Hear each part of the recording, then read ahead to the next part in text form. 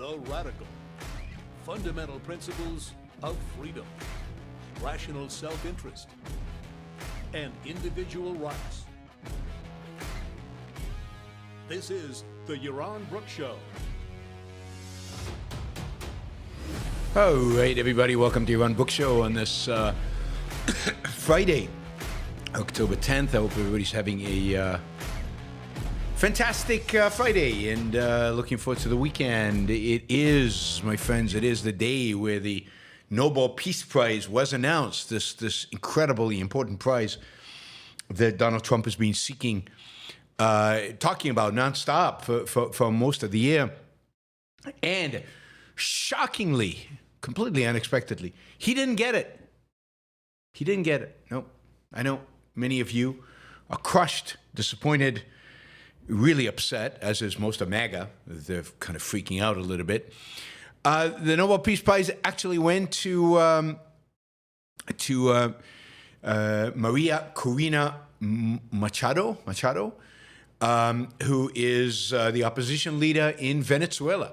So, who is fighting against the Maduro government, and it went in recognition for her struggle for freedom and her struggle against a dictatorship. Actually, a pretty good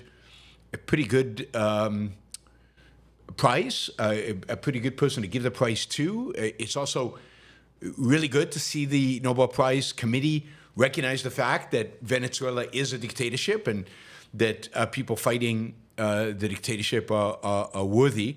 So congratulations to Maria Corina Machado for winning the prize. I think it's terrific. And again, the Nobel Prize Committee talks about Venezuela's authoritarian regime. So they're not holding back. They're calling them what they really are. Terrific if the world comes to recognize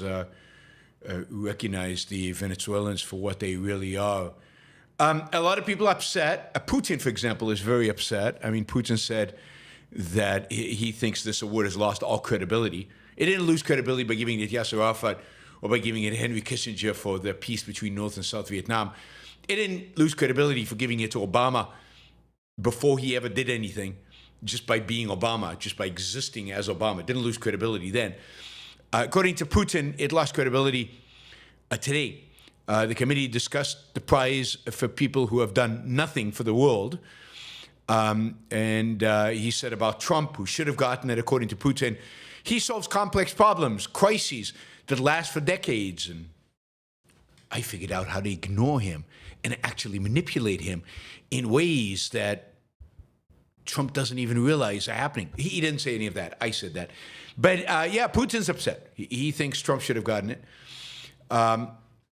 Maria Corina Machado herself put out a statement saying, quote, "This recognition of the struggle of Venezuelans is a boost to conclude our task to conquer freedom. We are on the threshold of victory, and today, more than ever, we count on President Trump, the people of the United States, the peoples of Latin America, and the democratic nations of the world as our principal allies to achieve freedom and democracy. I dedicate this prize to the suffering people of Venezuela and to President Trump for his decisive support of our cause." I mean, leaders of the world have figured out one thing, really across the board. You saw this with Mark Carney, the Canadian premier, visiting the United States a few days ago. And you see it with Netanyahu, you see with the Europeans, are very good at this now. They figured out something in the last few months, and that is the best approach to Donald Trump is to compliment him, to suck up to him, to constantly be nice to him, to constantly say nice things about him, and then you get anything you want. Then you get, and I mean, unless you're Putin and you have something on him, but everybody else just have to suck up to Trump, and you get whatever you want. And of course, Machado is particularly nice to Trump right now because Trump has got the Navy out there in the Caribbean Sea and is threatening the Maduro regime. There are rumors that the U.S. is getting ready to depose Maduro, Venezuela and her, of course, will benefit enormously if that happens. But generally, if you want anything from the United States, if you want anything from Trump, then the way to get what you want is by sucking up to him. It's really, really, really simple. You notice how he was so much nicer to Canada this last visit, and Connie won't say a negative word about Trump anymore. In interviews and everything, he spins everything positively because he knows that Trump has thin skin, and if you criticize him, that's it. He'll come after you, and it's horrible. Anyway, the Norwegians have not figured this out, and the spokesman for the Nobel Peace Prize was asked by a reporter, why didn't Trump win the Nobel Peace Prize? And the committee chair for the Nobel Prize said this: "We only give the award to people of courage and integrity." I expect an aircraft carrier to deploy to the North Sea. I expect tariffs to go up on Norway, and just for that comment, I expect Norway to be in big trouble, big trouble. Just for that. All right. MAGA's freaking out in the meantime. People are very upset. Senator from Wyoming wrote, the woke Nobel Committee gave Obama a Peace Prize for doing nothing. They wouldn't know peace if it stared them in the face.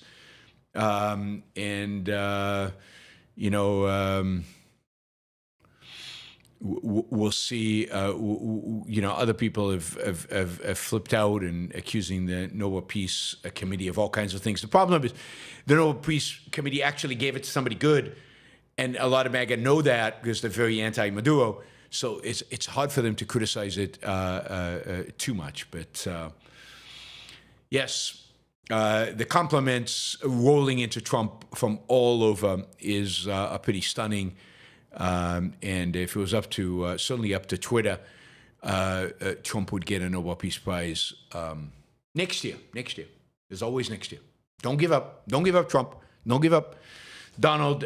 You will win one. You've got a good chance. All right.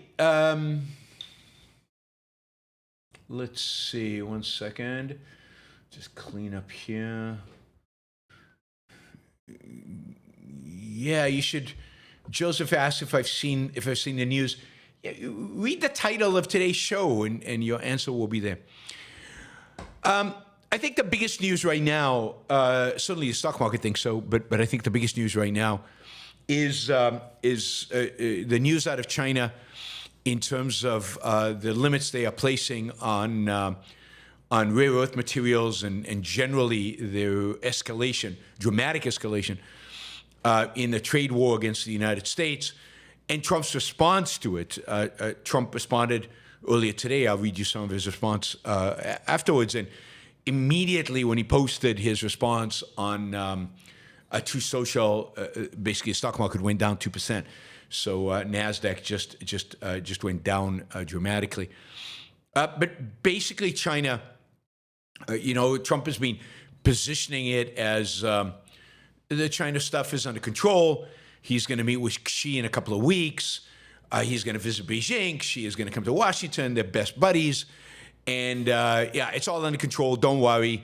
He's got it. And he's winning the trade war. And China basically today said, you got to be kidding. Basically, they feel like they have to. Otherwise, they wouldn't have done this.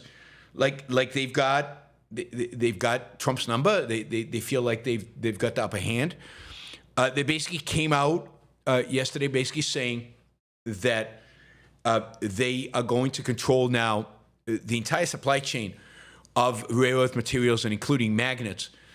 They are going to limit not only the export of these products, but the countries that then use these products and then export on China wants to control all of that, the entire supply chain. They want to limit it. They want to restrain it. They want to be able to control the entire supply chain of rare earth materials that they use, which basically will gives them control over much of the tech world. Suddenly, batteries, drones, all of that, they would have complete control over all of that. In addition, China is imposing new port fees on all U.S. ships. This is direct retaliation for the fact that Trump has placed port fees on all Chinese ships entering U.S. ports. So this is just a reaction to that. And then China is launching a probe into Qualcomm. Again, a response to the probes of various Chinese companies, from Huawei way back to other Chinese companies. This is a response telling the Trump administration, yeah, we can play this game as well. We can play this game as well. I think what China is also basically revealing is how amateuristic, is that a word? Amateur? I mean, how completely pathetic the Trump administration is. They're not serious. They're playing at a trade war. Trump basically launched a trade war with China with no preparation, no allies. Indeed, he not only launched a trade war with China, but he alienated all our allies at the same time by launching trade wars against all of them. So we have no backup and we have no support from allies in terms of our confrontation with China. No reduction of vulnerabilities, no beefing up our supply of magnets, no beefing up our supply of rare earth materials, maybe starting the process of mining them and refining them before you actually launch the trade war. No. Launch the trade war first. And as a consequence, we played right into the Chinese hands. They have much stronger cause than we do in the trade relationship between us and them. Again, their economy's not that strong. They've got real economic problems. The real vulnerabilities. But on this, on trade with the United States, they just have more cards than we do. They can make us hurt much more than we can make them hurt. So they consider Trump, I think, weak. They consider this trade war a feeble attempt to achieve anything. And yeah, they're going to show Trump. They're going to show him up. That is, I think their goal. They're basically tightening control over the entire global production of metals, which are essential to the manufacture of computer chips and, as we said, a bunch of other electronic products. But starting from with computer chips. They've announced that starting on November 8th, they're going to restrict exports of many kinds of equipment needed to manufacture batteries for electric cars. The manufacturing equipment, and remember, the Biden administration and Trump administration supported this, restricted the export of chip manufacturing technology to China. So ASML in the Netherlands cannot sell Chinese companies chip manufacturing technology. Well, Beijing is saying, okay, you want to play that game?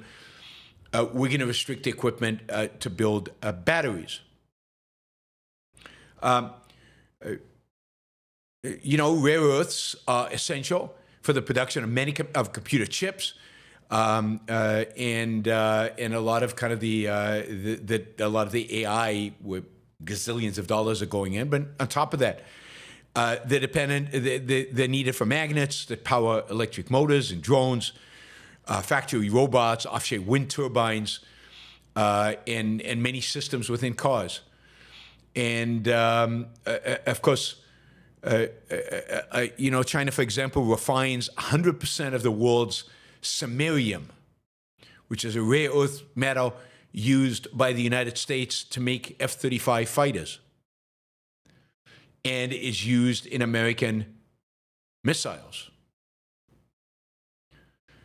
China wants to clamp down on all of that. Now, it had already done some clamping down, if you will, in previous months, But this is a significant step, a significant increase, a significant escalation of the trade war. And of course, this is at a time where Trump is supposed to meet with Xi. So this is a real threat to the United States defense industry, to the entire United States defense supply chain. And the U.S. is not ready. I mean, that's what's shocking. This should not have been a surprise. This should be anticipated. But Trump is just not ready. So this is what Trump wrote today. Some very strange things are happening in China. They're becoming very hostile and sending letters to countries throughout the world that they want to impose export controls on each and every element of production having to do with rare earths and virtually anything else they can think of, even if it's not manufactured in China. Nobody has ever seen anything like this. But essentially, it would clog the markets and make life difficult for virtually every country in the world, especially for China. We have been contacted by other countries who are extremely angry at this great trade hostility. I wonder who started the trade hostility. Can't remember. Which came out of nowhere, really out of nowhere. I mean, how delusional do you have to be? Our relationship with China over the past 6 months has been a very good one. That's why there was a period there where tariffs were, 135%, if I remember right, because we had such a good relationship with them. And Trump is such a big advocate. Thereby making this move on trade an even more surprising one. I have always felt that they've been lying in wait. Really? He had nothing but compliments of Xi recently. And now, as usual, I've been proven right. No, because you never said that. BS. He continues, there's no way that China should be allowed to hold the world captive. But that seems to have been their plan for quite some time. And if that was the plan, why didn't you do anything about it? Zero, nada, not a thing. You're completely unprepared. Starting with magnets and other elements that they have quietly amassed into somewhat of a monopoly position. Rather sinister and hostile move, to say the least. But the United States has a monopoly position also, much stronger and more far-reaching than China's. I have just not chosen to use them. There was never a reason for me to do so, until now, all caps. The letter they sent is many pages long and details with great specificity each and every element that they want to withhold from other nations. Things that were routine are no longer routine at all. I have not spoken to President Xi because there's been no reason to do so. This was a real surprise. I thought he predicted this. Didn't he say a few sentences ago that he predicted this? Yeah, well, this was a real surprise. Not only to me, but to all the leaders of the free world. But he knew it was coming. They were laying in wait. Go figure. I was to meet with President Xi in 2 weeks at APEC in South Korea. But now, there seems to be no reason to do so. The Chinese letters were especially inappropriate in that this was the day that, after 3,000 years of bedlam and fighting, there is peace in the Middle East. Did you know there was peace in the Middle East? After 3,000 years. I mean, this is the President of the United States, and I know I'm supposed to admire him and like him and respect him and think he's just amazing. But he's really an infantile, pathetic little... Anyway, I wonder if that timing was coincidental. Depending on what China says about the hostile order that they have just put out, I will be forced as President of the United States of America to financially counter their move. For every element that they have been able to monopolize, we have two. Do we? Really? What are those? I'm curious to see. I've never thought it would come to this. I thought he said he knew they were lying in wait. He keeps contradicting himself. I don't understand it.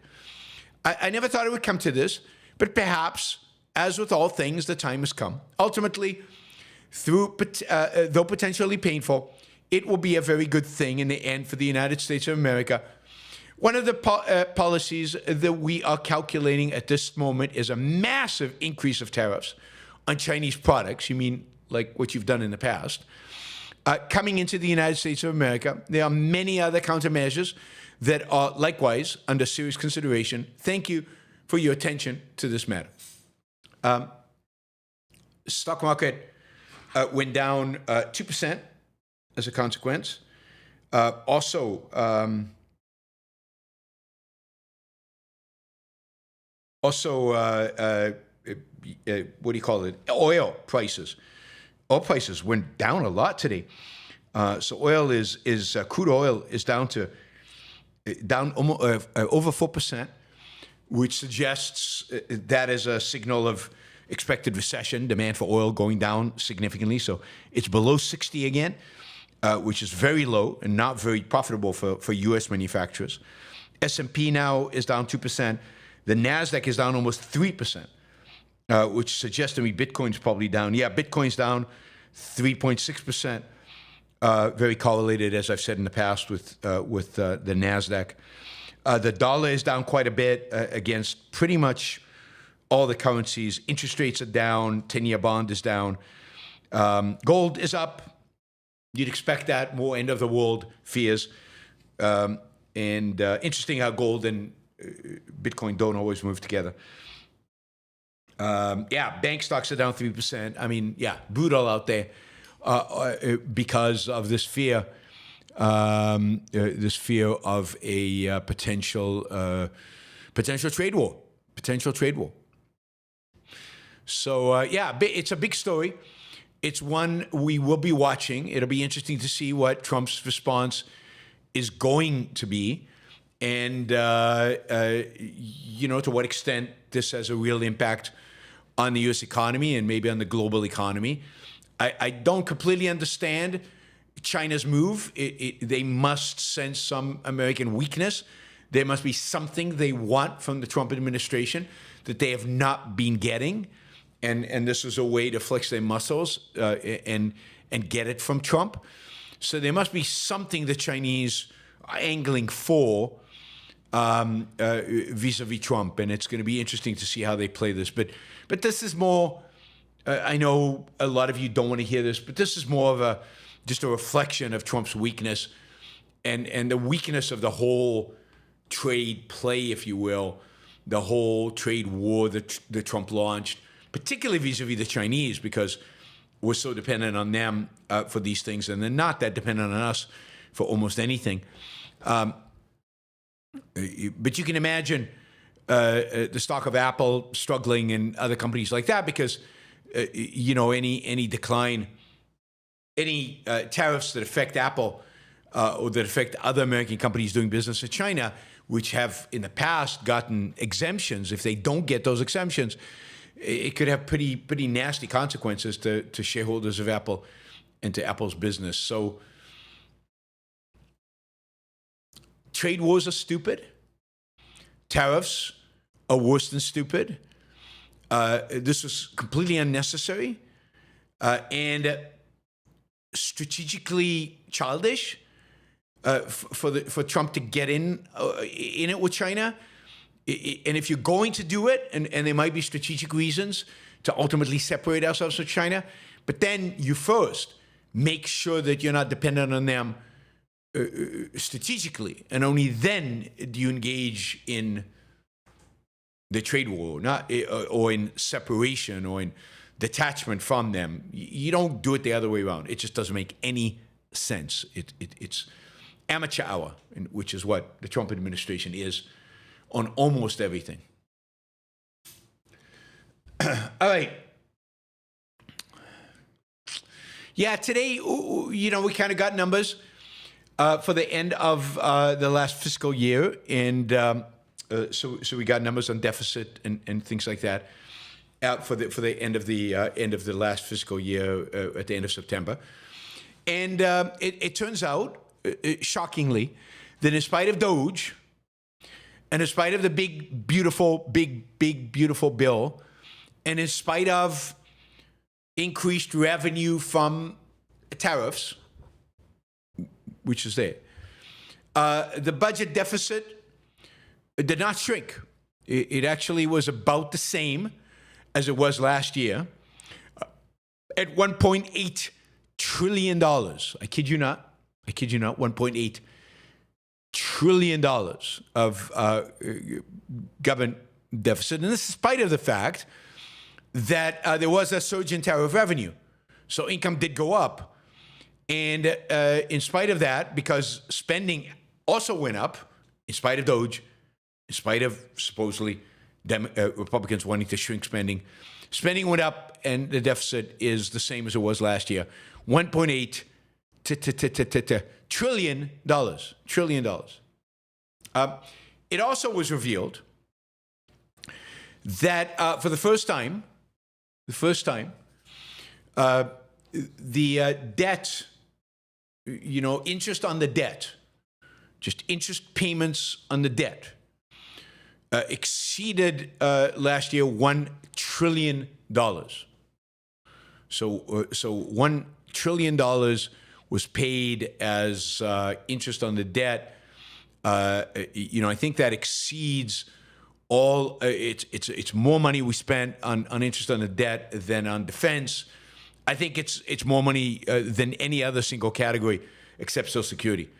So $1 trillion for the first time on debt. Revenue was up about $195 billion because of tariffs. Well, no, I mean total was 195. It was up 125. So last year was 77 billion. This year was 195. So 125 billion more. Let me just say easily that these tariffs cost. I mean, these are taxes that Americans paid. So 125 billion additional taxes you all paid for tariffs. You guys all paid extra taxes. But the damage to the economy is far greater than the increase in government revenue. And generally, increasing government revenue, not a good thing. Not a good thing. It's sucking money out of the private economy and destructive economically and, of course, morally offensive that we be taxed based on whom we buy stuff from. Pretty bad. All right. So a few months ago, the Trump administration put out an offer to 9 universities called the Compact for Academic Excellence in Higher Education. And the Compact had a list of principles, things that universities needed to abide by. And if they abided by these principles, they would have a preferential treatment vis-a-vis government grants, government research grants and different government grants, government investments. This was some examples. The Compact demanded that the schools ban the use of race or sex in hiring and admissions, that they freeze tuition for 5 years, that they cap international undergraduate enrollment at 15%. They require that applicants take SAT or similar tests, and that the universities quell grade inflation. Much of the document also focused on campus political climate. A lot of people claimed that the language here was pretty vague and imprecise. But there seemed to be a mandate to get rid of certain departments that, according to the Trump administration, belittle conservative ideas. And again, if you signed on to this compact, the benefit you would get is more government money, more and preferential treatment in terms of receiving government money. Anyway, the first university to respond formally to this compact was MIT today, and MIT basically rejected the compact. They said that this was a violation of their independence and a violation of their values. This is from the president of the university. Fundamentally, the premise of the document is inconsistent with our core beliefs that scientific funding should be based on scientific merit alone. White House spokesman said in a statement, quote, any university that refuses this once-in-a-lifetime opportunity to transform higher education isn't serving its students or their parents. They're bowing to radical left-wing bureaucrats. The best science can't thrive in institutions that have abandoned merit-free inquiry in the pursuit of truth. President Trump encourages universities to join us in restoring academic excellence and common sense policies. Policies.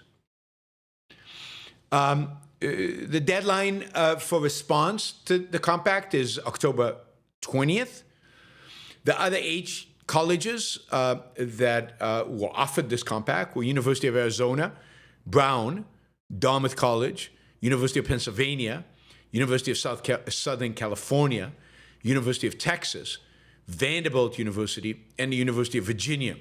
I'm not sure what the criteria is for why these were chosen, but anyway, and that in addition to MIT. The only university system that is expressed a positive inclination towards the compact, unsurprising, is the University of Texas. Other universities, everybody's still waiting to hear. The University of Virginia has created a committee, as you would expect, and we will see what the different universities, how the different universities respond to this. But my expectation is that maybe with the exception of University of Texas, maybe 1 or 2 other universities, the universities all will reject this. Compact, this government attempt to intervene in their in how they run their businesses. This is from the letter that the president of MIT wrote. I write in response to your letter of October 1st. I acknowledge the vital importance of these matters. I appreciate the chance to meet with you earlier this year to discuss the priorities we share about American higher education.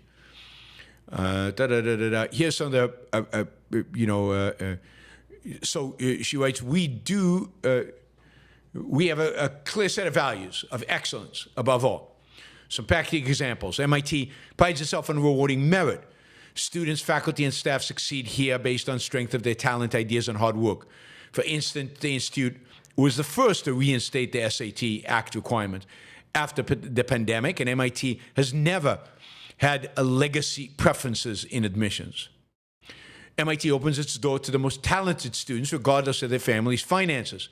Admissions are need blind. Incoming undergraduates whose families earn less than $200,000 a year pay no tuition. Nearly 88% of our last graduating class left MIT with no debt for their education. I didn't know that. That's pretty amazing. We make a wealth of free courses and low-cost certificates available to any American with an internet connection. Of the undergraduate degrees we award, 94% are in STEM fields. And in service to the nation, we cap enrollment of international undergraduates at roughly 10%. We value free expression. As clearly described in the MIT Statement of Freedom of Expression and Academic Freedom, we must hear facts and opinions we don't like and engage respectfully with those whom we disagree. These values and other MIT practices meet or exceed many standards outlined in the document you sent. We freely choose these values because they're right, and we live by them because they support our mission. Work of immense value to the prosperity, competitiveness, health, and security of the United States. I wish they weren't so collectivist. And of course, MIT abides by the law. The document also includes principles with which we disagree, including those that would restrict freedom of expression and our independence as an institution. And fortunately, the premise of the document is inconsistent with our core belief that scientific funding should be based on scientific merit alone. In our view, America's leadership in science and innovation depends on independent thinking and open competition for excellence. In that free marketplace of ideas, the people of MIT gladly compete with the very best without preference.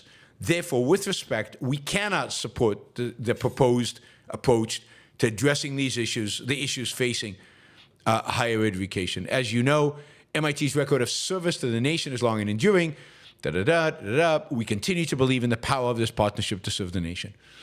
So they have turned down the Trump administration. Good for MIT. I hope other universities do it as well. I really, really, really would like to see the government not interfering in universities. I'd like to see the shift that has to happen ultimately, that needs to happen at universities at the philosophical curriculum level happen because alumni, because students, because parents, but alumni more than anybody else demand it, and not because of the government demanding it. And I would like to see the government shrinking the amount of money it gives universities for all these various things, all the various funding that it provides. I'd like to see the government get out of student debt, out of funding people's education. I'd like to get them ultimately out of funding science. But you know, that's after a long other list of things that the government should stop doing. All right.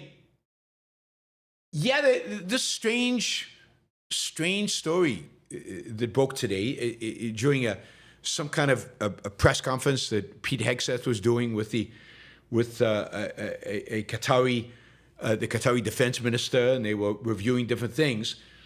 Hegseth mentioned that they were signing a deal between the United States and Qatar to establish a facility, it turns out a training facility, for the Qatari Air Force in the United States at the Mountain Home Air Force Base in Idaho, where Qatari pilots will be trained on flying and operating F-15s. I mean, this is just bizarre.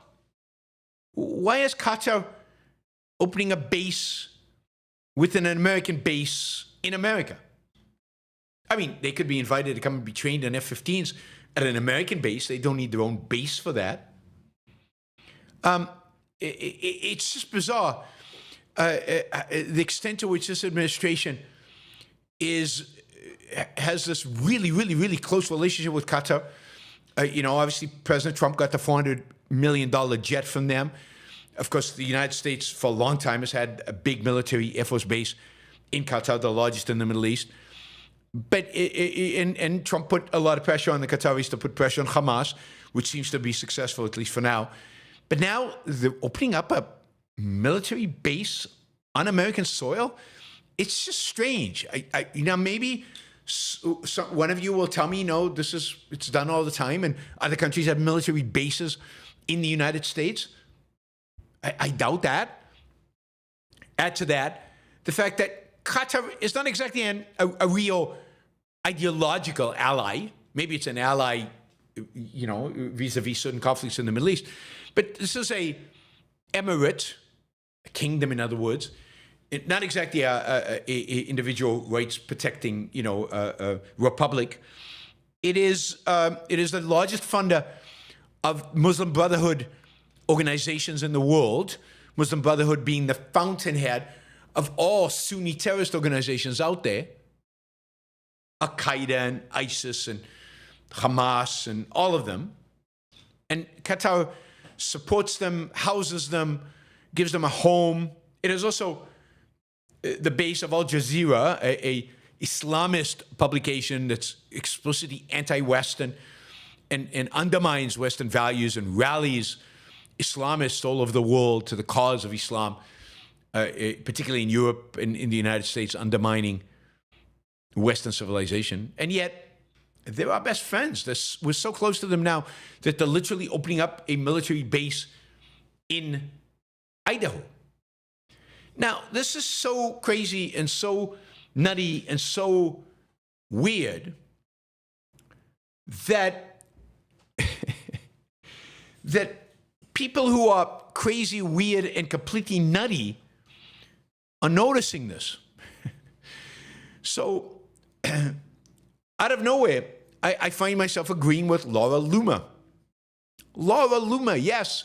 Loomer, Looney Loomer. Looney Laura. Laura Looney, Luma, whatever, right? This is what she tweeted. Never thought I'd see Republicans give terror financing Muslims from Qatar a military base on U.S. soil so they can murder Americans. All right, she's a little exaggerating, but, I get the sentiment. I don't think I'll be voting in 2026. I cannot, in good conscience, make any excuses for the harboring of jihadis. This is where I draw the line. Well, this is where Laura Luma draws the line. Laura Luma, this has gone really far, right? What do the Qataris have on this administration? What do the Qataris have on the Republicans? How are they managing to do this? And with very little objection, with nobody raising anything except Laura Luma. Now, there were a lot of, on Twitter, there was a lot of surprise at this. But, Trump is probably playing 5D chess or something like that. Laura Luma's upset. So, yes, there is this Qatari base. I don't know what it means. I don't know the details. But they'll be training. There's a version of the F-15s that's specially for Qatar. It's an advanced version. And they'll be trained in that version, right there. In Idaho. If you live in Idaho, if you start seeing a bunch of Qataris around, now you know why they are there. Drill, baby, drill has been much of the motto of this administration, at least during the campaign. And a lot of people keep asking me, what about the deregulation? What's going on with these things? And there is a story today. I think it's a very positive story. It's important to note. So, and also deals with Idaho, I think. No, Montana, North Dakota, and Alaska. Anyway, Congress just voted. The Senate just voted, and the House had voted previously, and Trump will sign this. A bill that basically expands, repeals restrictions on mining and drilling that the Biden administration passed in Alaska, Montana, and North Dakota. So, the Senate passed 3 resolutions, one relating to Montana, one North Dakota, and one Alaska. Each of them overturns Biden-era land management rules that shut down coal, oil, and mineral development. So this would be, there are vast resources of rare earth materials, for example, in these areas. And Trump is going to sign this.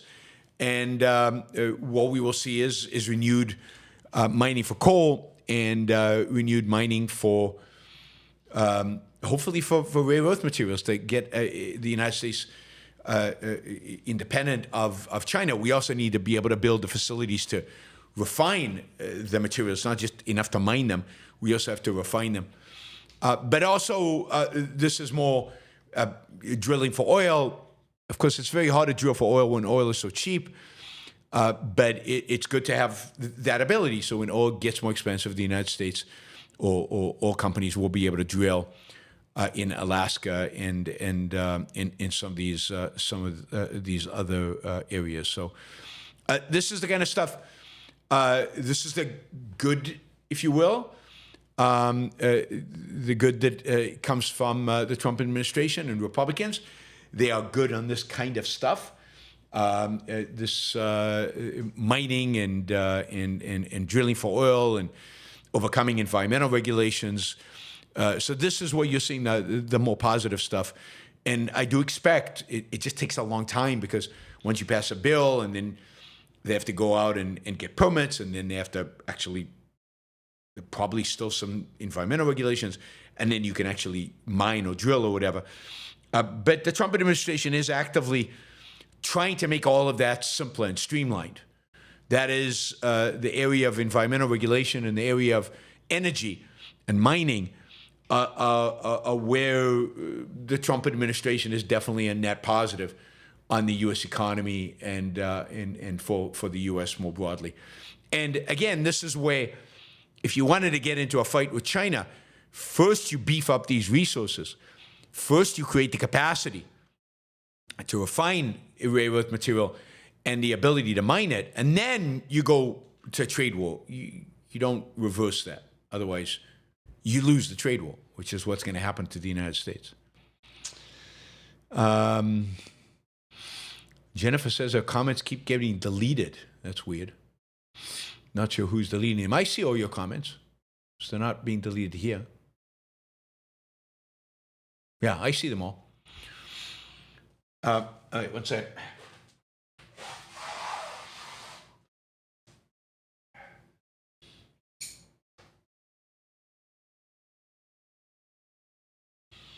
The COVID congestion is still not gone. Super frustrating. All right. This one is just a bizarre story coming out of the Church of England. The Church of England is probably the most left-wing church I know of. It's massively woke and just crazy generally. And this one beat everything. I'm just reading you from a story. The Church of England decided this week to cover the interiors of the oldest cathedral in England in graffiti in order to represent the voices of, quote, marginalized communities. The Dean of Canterbury, this is the cathedral, said, quote, there is a rawness which is magnified by their graffiti style, which is disruptive. It is unfiltered and not sanitized. This exhibit intentionally builds bridges between cultures, styles, and genres and allows us to receive the gifts of younger people who have much to say, unquote. I mean, it turns out they don't really have much to say. Graffiti usually is pretty mindless and pointless and stupid and really has very little to say and very little to recommend it. It's pretty sad, but consistent. I mean, I'd rather have graffiti inside churches than outside. Outside, I'd be exposed to it. If it's inside, I'm not going inside. Unless they have great paintings, and a church in England is probably not going to be beautifully decorated. It's not Florence. It's not Rome. It's not even Naples. Yeah, I mean, this is pretty, it's pretty disgusting. It's pretty offensive. It's pretty ridiculous. I can see why a lot of Brits would be upset by this.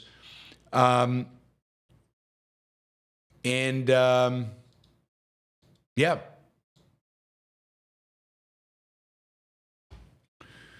Literally scrawling graffiti on the walls of the Canterbury Cathedral is somehow good, somehow beautiful, somehow graffiti typically is ugly, disruptive. Yes, it's all the things that he called it, disruptive and stuff, but not in a good way. It's unfiltered, it's not sanitized, and that's not a good thing. Beauty is important. And, if you're conveying messages using graffiti, they're usually disruptive, anarchistic, anti-civilization, anti-progress, anti-building, anti-creating kind of messages. But that is the Church of England elevating itself to the level of graffiti. Powerful stuff.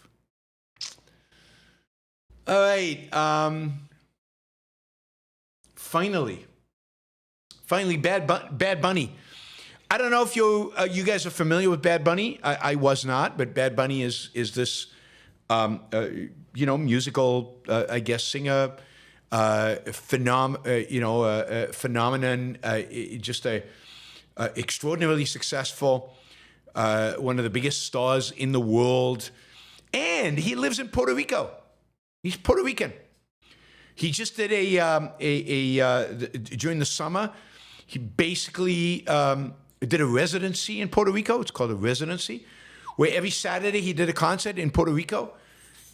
Tourist revenue from this shot through the roof. People came from all over the country and all over the world to see Bad Bunny and to see him perform. The style of music, reggaeton, I think. It's something like reggaeton. Not my music, don't understand it. He sings in Spanish. He is Puerto Rican, and he sings in Spanish. All his music is in Spanish. Again, he is really huge. He just did this residency. The last show was live streamed globally, and it had 77 million No, sorry, that's just generally. Anyway, it was, I think, the largest concert ever streamed. It had more people listening than any other concert ever in the history of streaming concerts. He has 77 million monthly listeners on Spotify, which makes him at least one of the most streamed artists in the world. I mean, everybody knows him. I travel all over Europe and Israel and places like that, and I mention I'm from Puerto Rico, and the first thing people say is Bad Bunny. They think Bad Bunny is cool. I'll tell you, he doesn't think Bad Bunny's cool, and that is MAGA. Now, Bad Bunny is like many artists, like many musicians, is a leftist. I think he's a big advocate of Puerto Rican independence. He is a critic of the United States, a critic of Donald Trump. He is. I don't know if he's taking a position on the Palestinian thing, but I wouldn't be surprised, right? As I was saying, I'm just looking at this news story. It says that he did 31 shows during the residency here in Puerto Rico, 31 shows. That injected, they say, $700 million into the Puerto Rican economy. So he's good for Puerto Rico. Anyway, he is being chosen to perform in the halftime show during the Super Bowl in January. So Bad Bunny will be the live performer during the Super Bowl. Anyway, MAGA is flipping out. Flipping out. He doesn't sing in English. He sings in Spanish. How insulting is that to MAGA? I mean, they're just fuming. He is anti-ICE. He's really anti all the deportations. So MAGA is threatening to deport him, even though he's an American citizen by fact that he's Puerto Rican. They're threatening to deport all his fans at the Super Bowl. Who knows? Anyway, they're flipping out. Trump has come in on this, and he's objected, although he seems to be a little milder than the rest of them. Trump said, I never heard of him. I don't know who he is. I don't know why they're doing it. This is the NFL. It's crazy. I think it's absolutely ridiculous. So yeah, but he wasn't quite as angry as many of his MAGA supporters about this. But yeah, there's a big crisis within the MAGA world and a rejection of the NFL. They might boycott the NFL. They're going to make the NFL or the Super Bowl into Bud Light. And by the way, Bad Bunny is Benito Antonio Martinez Ocasio. As I said, born in Puerto Rico and as such a U.S. citizen. He's 30 years old. He recently hosted Saturday Night Live. He's a big shot. He's a big shot, but he's Latino, and he sings in Spanish, and that's unacceptable to MAGA, and they are flipping out, which should make, I think, the halftime show quite entertaining, just to see MAGA being upset and flipping out over it. So anyway, we'll wait and see how that story develops. All right, that is the news for this October 10th. Friday, October 10th. I will move to your Super Chat questions. I'll just say we don't have many at this point. I know some of you are probably going to come in with more, but we don't have many at this point, so there's a lot of opportunities to ask questions. We have not reached our first hour goal yet, even though we're 5 minutes away from that from completing that first hour, so please consider jumping in with some questions and some stickers and some support so that we make our numbers today. At least let's make the first hour the first hour goal, if not the second hour goal. And let me remind you of a few things. We have 3 sponsors for the Yaron Brook Show. Alex Epstein is the world expert on things like mining and drilling and getting resources out of the ground and freeing all that up. He both has a solid philosophical foundation on kind of how to structure property rights around that, and about the role of government and what the role of government should be when it comes to extracting resources out of the ground. And I think he's a real influence on the Trump administration in terms of deregulating and getting our mining industry, getting the permits and getting the permission so they can go out and actually mine and do what is necessary to bring the resources to bear. You should support him and you should follow him. You should support what he does, but also you will learn a huge amount from him. There's nobody you will learn more about this area than from Alex. Check him out, alexepstein.substack.com, alexepstein.substack.com. The I Know It Institute is promoting the Atlas Shrugged essay contest, $25,000 first prize. $25,000 first prize. To find out more information about who qualifies, who can apply, what you should write about, and by the way, the deadline is the end of this month, so you should check it out now. AynRand.org/start here. AynRand.org/start here. And finally, hendershotwealth.com/YBS. Hendershot with 2 T's. hendershotwealth.com/YBS. They're offering products related to reducing, in some cases, eliminating and deferring your capital gains liabilities, capital gains taxes liabilities. And you can learn more about that with an interview I did with Robert that is available on my YouTube channel under playlists, sponsors. You can find it there. I think you'll find the interview interesting no matter what.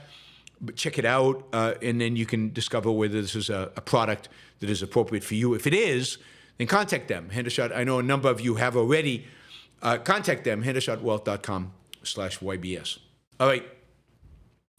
Finally, remind you to support the show. I see RDF and Jeffrey have done stickers, $2 stickers. Maybe we can just get everybody to do $2 stickers. That would be fun. And just flood the chat with $2 stickers would be amazing. Let's see if we got other stickers. I think we had other stickers earlier on. Ryan did a sticker. Thank you, Ryan. Stephen Harper. Thank you, Stephen. So we've got a few stickers, but please consider supporting the show value for value with some stickers. Let's see. I want to remind you to support the show on patreon.com. It's a way to support it monthly, on a monthly basis. And that monthly support makes revenue very predictable. This is a show that only exists because of support from you, the listener, the watcher, all of you. Wes just came in with a $50 sticker. Thank you, Wes. Really, really appreciate that. Wes does that almost every day and is a huge reason why this show can keep going. Joseph with $1.99. Thank you, Joseph. It's another $2. And that was his third super chat ever. Another third super chat ever is from Jacob, who just did a 50 Czech Korunas. I don't know when the Czech Republic is going to go in the euro, and that's $2.38. So yeah, we're getting that $2 vibe. This is good. This is good. Get a bunch of people doing $2, and soon enough we'll be at our first hour goal. And that will be great. So thank you guys. We're just $30 short of that goal. It would be great to get there as I'm talking, and ultimately to move into achieving our second hour goal. All right, let's go to Thought Criminal. Thank you. Just at $10. So chipping away slowly but steadily. The Rational IP, €60. Thank you, Rational IP. If drugs were legalized, would rational businessmen truly enter such a destructive market, or would it remain criminal? What about unborn children born dependent due to maternal drug use? The crimes committed by people under drug influence. Thank you. So, I don't know how many rational businessmen would enter, but there's no reason for it to be criminal because it would be legal. So it might not be the most rational, the most able, the most productive, the most innovative. but it would not be criminal anymore. So prices would come down dramatically. It would be a lot easier to get. The advantage of participating in it from a criminal perspective would go away. So you wouldn't, prices would come down, profitability would come down. Profitability would go to close to zero. It would be a commodity, and therefore there would be very little profitability in it. So nobody would want to engage in criminal activity because criminal activity is risky. And you're only willing to engage in criminal activity because the profit margins are so high. But given that it would be illegal, profitability would be out. Now, I don't see why, ultimately, you wouldn't have large chains carrying a certified what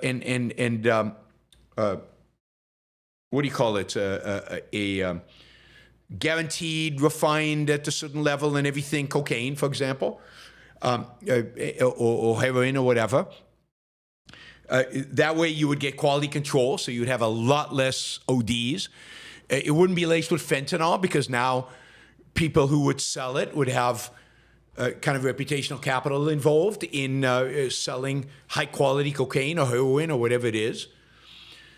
You'd have an entire industry arising to deal with and to accommodate people trying to get off of an addiction, just like we got a huge industry of tools to get off of nicotine addiction.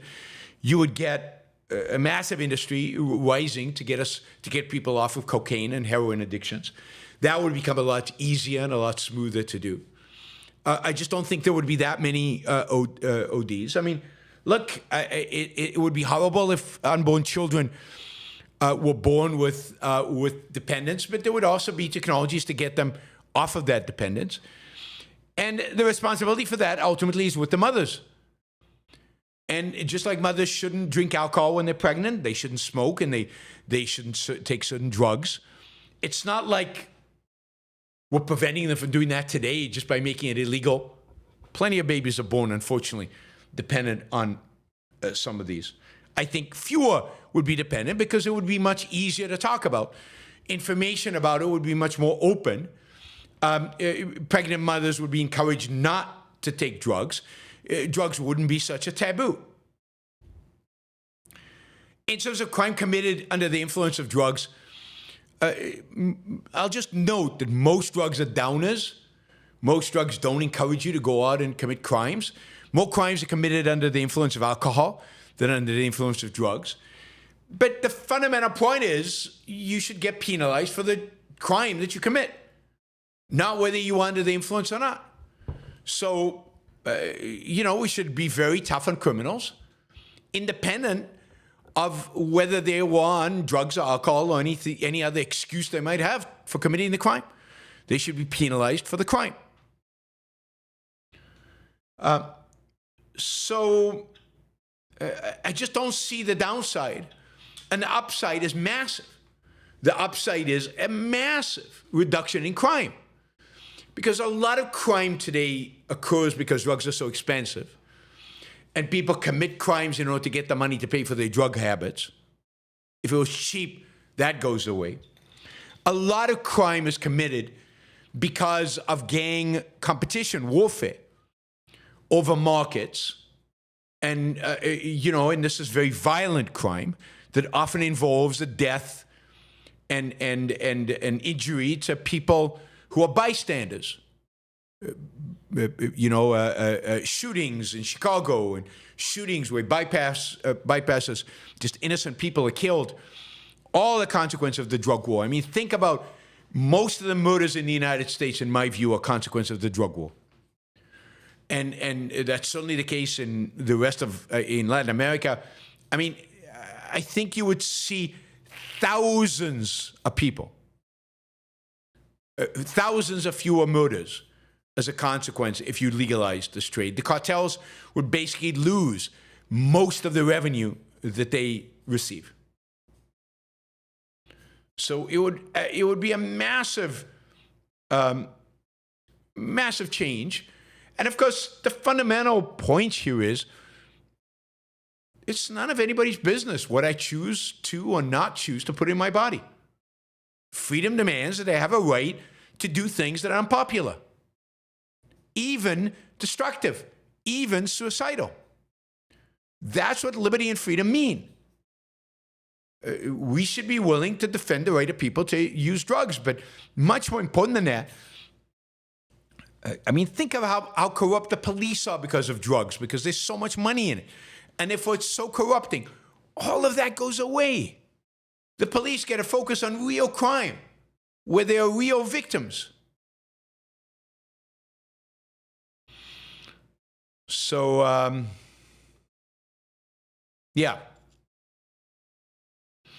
I think drug legalization would be huge. Huge benefit. Oil W, Oli W, thank you for the sticker, $1.99, or that's a £1.99. That's more than $2. Alan, thank you for the $1.99, and Linda, thank you for the $2. Yeah, I mean, let's keep the $2 going, guys. Just 5 of those, and we get to our first hour goal. We're $240, another $10 with the 2-hour goal. Please make, at the very least, that possible. All right, Ryan, what is the likelihood that Israel reverts to the non-aggression of the decade prior to October 7th attack? What will cause them to proactively defend themselves against the next buildup of terrorism in the Middle East? It's inevitable, no? I don't think it's inevitable, not anytime soon. Maybe in the very long run. Maybe they'll be lulled to sleep. But I think the memory of just how bad October 7th was and a 2-year war that followed will keep Israelis on their toes. I do not think they will revert back to the just acceptance of whatever the Palestinians want that occurred in the past. Now, the very fact that this deal is happening and that they're not going out there and winning and crushing the enemy and all of that is not a good sign. But I do think on the defensive end, I think Israel's going to be much more proactive, at least for the next 10 years. And that'll buy them a lot of time. Because, look, it took Hamas a long time to build up its capabilities. And being proactive in the next few years is going to buy Israel a lot of time. And again, it's already in a much better position because of what it did in Lebanon, because of what it did in Iran, that it's going to be much harder for the Palestinians to do anything.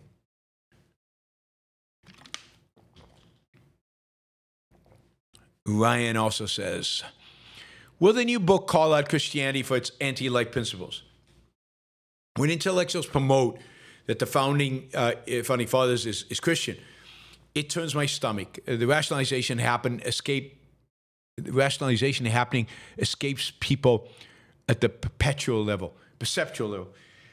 Yeah, I mean, look, the book is not going to be a screed on it's not going to list everything wrong with Christianity. That's not the purpose of the book. It's not going to be call out every anti-life aspect of Christianity. But it's gonna deal with the biggies, the big ones, and it's primarily the anti-reason and the anti-happiness, the anti-individual happiness, individual rights aspects of Christianity, and in contrast to the fact that the very foundations of Western civilization, the very idea of Western civilization is grounded on reason and individualism. It's reason and the pursuit of happiness. And that is incompatible fundamentally with Christianity, and therefore Christianity cannot be responsible for the West, cannot be the founding ideology of the West. So it's gonna really try to nail that. And look, the book is still a work in progress. It won't literally be finished until middle of next year. And then who knows how long it'll take to get published after that. But we are in the process of getting an agent and then getting a publisher. And hopefully we'll get a publisher this year and be ready for publication sometime next year, late next year. All right. Thank you, Robert, for the $1.99. Thank you, Nick, for the $2. Thank you, Christos, for the Pound 99. Appreciate that. Andrew with the $20 question. Follow up into my question regarding laziness in the culture. A reference point. You've said how young people now ask you why they need to work, whereas they didn't used to. In a healthy culture, wouldn't young people want to work? Yes, but that's not an issue of laziness. That's an issue of just complete intellectual corruption. That is the issue that I've talked about many, many times, of placing emotions above everything else, above facts, above reality, above existence. That is, the whole way they phrase it is, why can't they do what they feel like doing? Why can't they just pursue their hobbies? Why can't their hobbies be funded? And that's not a consequence of laziness. That's a consequence of they have been taught that their emotions are primary, that there's absolutely no reason in the rich world in which we live why everybody can't live in a Marxist utopia where we each just do what we feel like doing, and production, our needs are just met magically by robots, I guess, in the future. And so it's just the elevation of emotion and Marxist utopianism above all else. I don't think this is essentially driven by a laziness to work. Tessa, what are the Arab nations getting from Trump for this peace deal? Well, I mean, different nations are getting different things, right? I mean, Qatar got a defense treaty, right? They got a Article 5, a NATO-like Article 5, where any enemy of Qatar is the United States enemy, and the United States is dedicated to defending Qatar. Treaty. Turkey expects to get F-35s. They expect to be allowed to purchase F-35s from the United States. Right now, they're barred from purchasing it. Egypt wants economic and military help, and it wants to be viewed by its own people and by the world as having a good relationship with the United States. It's in a tricky position vis-a-vis its own population and the rest of it. So each one of them wants something different, and Trump is quite happy to give it to them. Quite happy to give it to them. I think it's likely Turkey will get the F-35s. I mean, Trump certainly seems inclined to give Turkey the F-35s. Linda says, happy Atlas Shrugged publication day. Yeah. In 1947, right? Is that right? What am I talking about? 1957. Today, October 10, 1957, Atlas Shrugged was published. So that is, I can't do the math, something a long time ago. What is it, 78 years ago?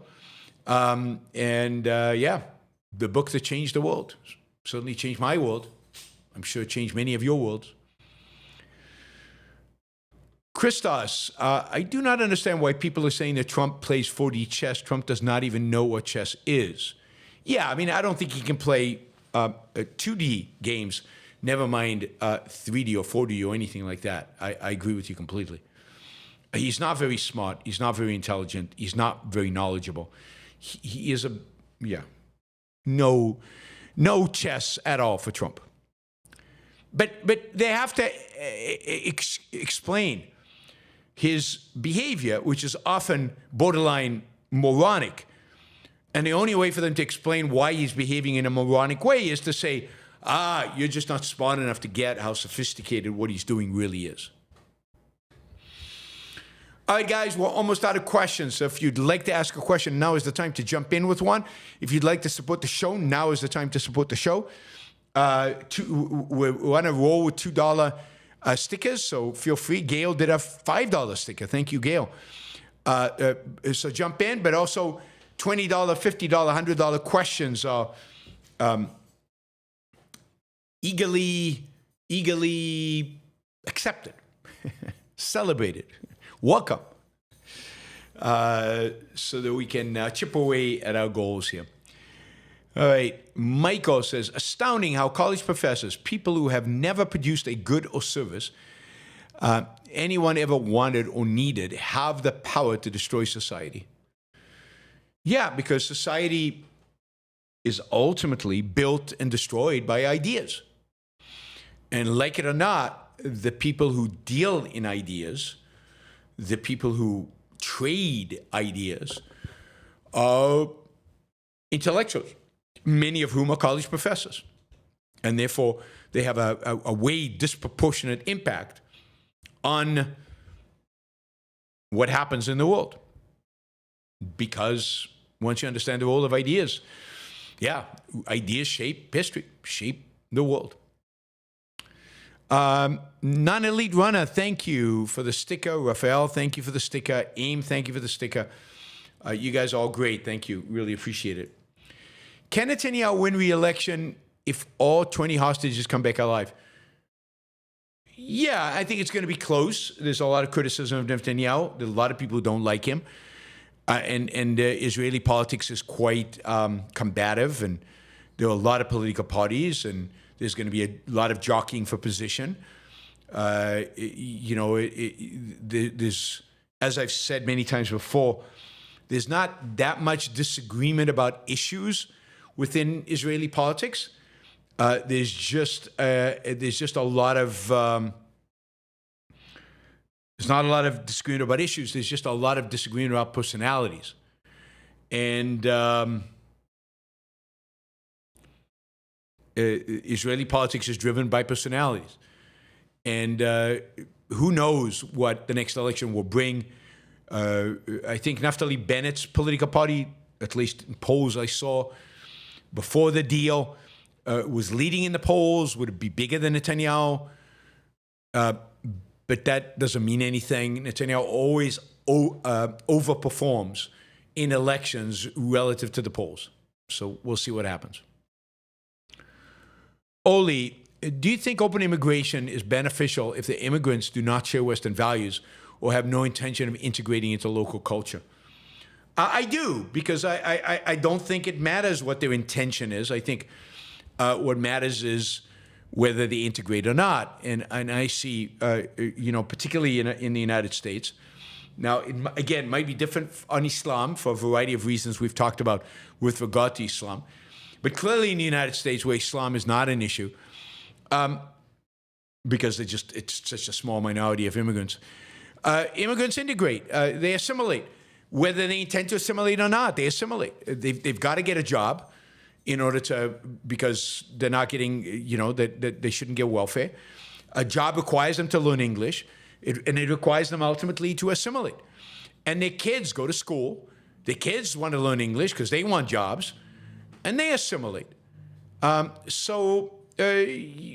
Yes, the integration happens whether they want it or not. And it happens within a generation or two. So I have no worries about that. The only worry I have is of the Islamist immigration when the West, capitulates to them. It does not insist on assimilation, and actually helps radicalize them and appease them at every opportunity. If you're going to have Muslim immigrants, then you should also have regular cartoons of Muhammad in your local press. It should be regular. Every newspaper in Europe should be required to have at least one Muhammad cartoon on its pages every week. That's how you treat Muslims with respect.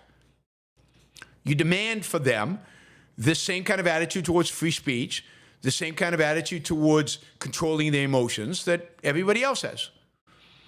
And that's how they'll assimilate. But if you refuse to publish Muhammad cartoons in order to not offend their Islamic sensibilities, then you're in trouble. Then they won't assimilate. Then, you're only emboldening the worst elements within their culture. Robert says, here's the Leonard Peikoff's essay, The Analytic Synthetic Dichotomy, printed an introduction to objectivist epistemology, the essay that answered my last big philosophical question, and so fully won me over to objectivism. Wow, I mean, that's pretty impressive, Robert, that was a philosophical objection you had. It's a pretty sophisticated philosophical issue, and God, I didn't know it was an issue. I discovered it was an issue by reading that essay.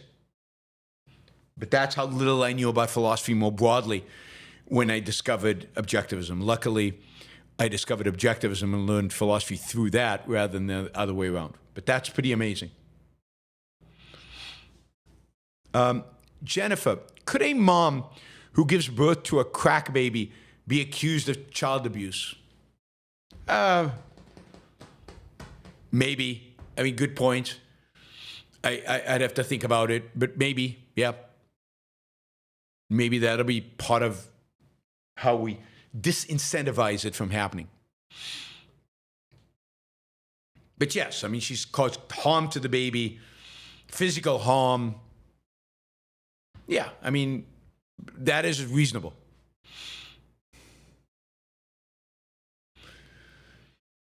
All right. I like numbers. You said that Qatar bombing and squeezing Gaza City led to the deal. Do you believe Harris would have given Israel just as free a hand with her base? No, probably not. Israel might have done it anyway. It's not clear. Would Israel have done the whole Iran thing? Would Israel have done Qatar anyway? Would Israel have gone in anyway? I mean, remember, Biden didn't want Israel to go to Rafah. He didn't want them to go to take over the Philadelphia corridor. He didn't want them to do a lot of things. Israel did in spite of that. Biden didn't want them to go into South Lebanon, wanted to hamper their ability to fight Hezbollah. They did it anyway. So how much Harris would have been able to control the Israelis, I don't know. But yeah, the fact that Trump gave Israel a much freer hand is very good. One of the good things that Trump has done. Linda says, did you get a chance to read Adultery by Quint? No, I haven't yet. It's on my list. I am way behind on that list. And I've got stuff that people have paid me to read, which I have to read still. So, yeah, hopefully the list will get smaller in the next few months. Dan says, hey, Yaron, I discovered you from your conversation with Destiny. Wow. And have been watching regularly for a while now. That's fantastic. Don't always agree with you, but I respect your integrity and commitment to the facts. That's great. I do encourage you to read Ayn Rand. I think that's my main selling point. The thing I want people to really do once they discovered me is to read Ayn Rand. You know, it gives a really full understanding of what I'm about and what this is all about, and it'll have a much more profound impact, I think, on you. But yeah, I'm glad you're here. Thanks for being here. I'm glad you don't agree with everything I say. That would be weird if you just discovered me and suddenly you agree with everything I say. That would not be. That would not bode well for you. So the fact that you that I'm challenging you and some things you don't agree, that's great. That's a sign that you're still thinking about these things. You're not just accepting them. All right, Raphael says, hi, Yaron. Hope you're feeling better. A little better. Still, this thing is dragging, which pisses me off. Anyway, could you explain what Pre-Raphaelite Brotherhood was, the historical context behind it, and how it connects with Romanticism? Oh, God, that's a biggie, Raphael. I mean, the Pre-Raphaelites were a school of basically painters, although there was some sculpture and some poetry, but mainly painters. In the United Kingdom, in Britain, in the 19th century. It was a small group of friends, really, who developed ideas, and they were rebelling against some of the formalism that was coming out of the academy. You know, they were rebelling against the formalism of the French Academy and the British Academy, the Leighton and the Alma Tademas of the world. And they were you know, they wanted to go to a period of much more emotion being expressed in painting, less rigidity, less formal, They called themselves Pre-Raphaelites because they wanted to go back to the Renaissance, not pre-Renaissance, but pre-Raphael, Raphael who'd elevated painting to a new level, and then for a whole period everybody tried to mimic Raphael. They wanted to go to a period in which there was more spontaneity and more emotion in the paintings. Philosophically, they were pretty bad, I think. There were elements of Romanticism there. The emphasis on emotion is certainly an element that Romantic painters held on to. So there were definitely elements of that, and their paintings are quite beautiful. I'm a big fan of many of their paintings and many of the things that they did. There's actually an amazing Pre-Raphaelite collection of painting here in Puerto Rico, of all places, in a place called Ponce on the western shore of, or the southern shore of Puerto Rico. There's a really nice collection here. But if you go to the Tate Britain, the Tate Museum Britain, there's a huge collection of Pre-Raphaelite paintings there. So I'm a huge fan of their paintings. A lot of it is quite romantic, if you will, emotional. It very much is they're telling, in a sense, emotional stories, or their style is it's not hyper realistic, which is good, but it's definitely figurative. I mean, it's people.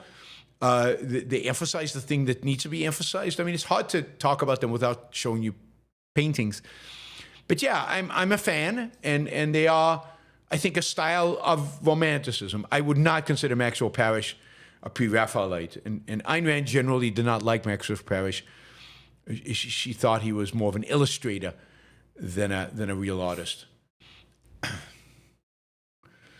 I mean,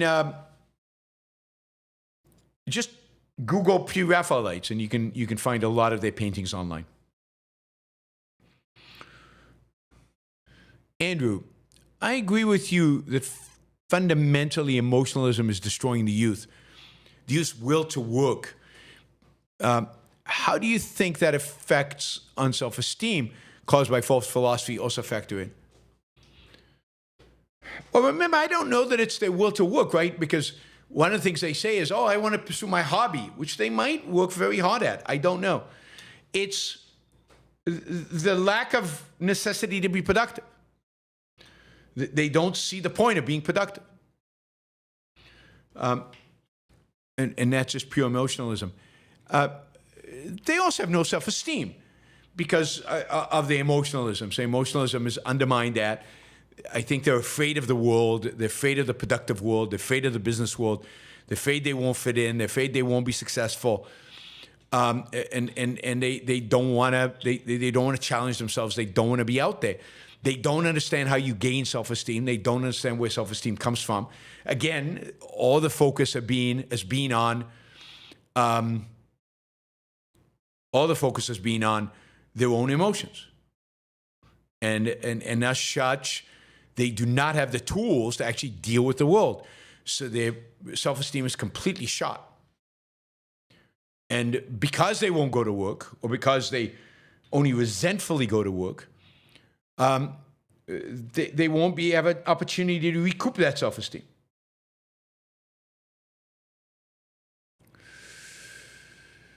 Linda says, enjoy it when you do. Part 3 of Adultery being released soon. Great. That is exciting. I'm looking forward to that. So I'll be able to read all 3. I won't have to wait for the 3rd installment when I read the first 2. In a KR, do public schools help immigrant kids integrate? Imagine them going to private schools run by foreign governments, as we see the case with higher education. I mean, today, the answer is no, they don't, because they're taught multiculturalism. They're taught their cultures are just as good as American culture. They're taught in their native language sometimes. They're not encouraged to assimilate, and indeed, the kind of American history that's being taught is anti-American. So they don't have something to look up to, which is what education should provide them with. No, I mean, in a proper society, private schools would be educating them and would be a major tool for assimilation. We just live in a world where that is not the case. It's a hindrance to assimilation. Hindrance to assimilation. Rational IP says, since there's no Gulch, what is the best country or city for an objectivist to live in today, and why? There is no such thing, right? There is no such thing. It really depends on you, and I've talked about this often on the show. It depends on your values. It depends on what you want in a city, what you want in a country. The differences between them are not that great as to say, no, there's no way you could ever live in California and be an objectivist. No, I mean, there are things about California that are good. There are things in California that are bad. And you have to decide, based on your personal values, what outweighs what.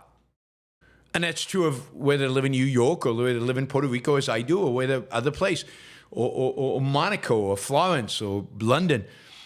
It depends on your personal values and the fit between your personal values and that particular place at that particular time. So there is no one place that is going to fit all of us. A lot of people like Austin, Texas. Some people hate Austin, Texas. It depends on you, on your values. I mean, how important is weather to you? How important is the state of the government, local government, or the state government, or the city government? How important is culture to you? How important is a symphony orchestra to you? How important is the roads, the restaurant scene, things like that? I mean, there's a million different things. And of course, job opportunities. Thank you, Rational IP. Vikram, thank you for the sticker. All right, guys, thank you. Really appreciate it. We'll be doing a show tomorrow. I'm not sure exactly about what, but we'll figure it out. Maybe also a show on Sunday. Maybe not. We'll see. Maybe the show on Sunday is going to be a show in Hebrew about the current peace deal. Friend Harper, thank you for the sticker. Appreciate it. Andrew's just come in with a question. He says, the senior management told me to have fun with my files. I thought it was strange, but it was good advice, actually. One doesn't have to work on Puritan grounds. One can allow oneself to have fun. Absolutely. Much of work can and should be fun. And you can make it fun. You can find ways to challenge yourself in a variety of different ways that make the grind, even the grindiest kind of work, fun. So, yeah, I mean, not everything is going to be that way, but you can find ways to do that. You can find ways to do that. And I think a good boss is somebody who challenges his people, not just to do the best work that they can, but also to enjoy it while they're doing it, to find ways to have fun doing it. All right, guys, have a fantastic weekend. Thank you to all the super chatters and the stickers. Thank you to all the Patreon and the PayPal supporters. I will see you all tomorrow, and if not tomorrow, next week. Have a great weekend. Bye.